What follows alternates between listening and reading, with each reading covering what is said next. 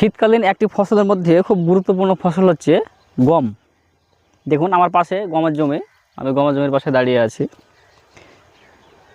এই শীষগুলো দেখুন কত সুন্দর হয়েছে, কি সুন্দরভাবে দেখুন, কি সুন্দরভাবে একটি একটা একটা হয়ে কি সুন্দরভাবে শীষগুলো থেকে গম বেরোবে, গম হয়েছে। হ্যাঁ দেখুন, এবং সারা মাঠ জুড়ে খেয়াল করলে দেখা যাবে সারা মাঠ জুড়ে কিন্তু গমের চাষ, এবং কিছু কিছু জায়গায় ভুট্টা আছে, কলা বাগান আছে।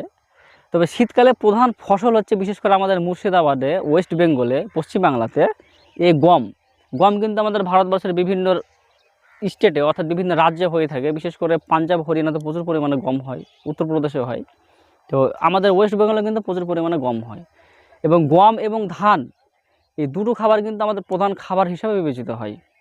এবং এই ধান আর গম ভারত কিন্তু বিভিন্ন রাষ্ট্রে রপ্তানি করে থাকে, এবং সেখান থেকে একটি মোটা অঙ্কের মুনাফা অর্জন করে, যেটা আমাদের অর্থনৈতিক ক্ষেত্রকে বা অর্থনীতিকে খুব সুন্দরভাবে ডেভেলপ করে। তো আমাদের মুর্শিদাবাদেও কিন্তু গম খুব সুন্দর চাষ হয়, প্রচুর পরিমাণে গম হয়। আপনি দেখতে পাচ্ছেন সারা মাঠ জুড়ে গম। এবং আজকে ফাল্গুন মাসের 21 তারিখ। তো আশা করছি এই গমগুলো আর কিছুদিন পরে, অর্থাৎ 10 দিন 15 দিন পরে, অর্থাৎ চৈত্র মাসের দিকে কিন্তু এই গমগুলো কাটা হবে এবং মাড়া হবে, এবং প্রচুর পরিমাণে কিন্তু গমের উৎপাদন হবে এখান থেকে।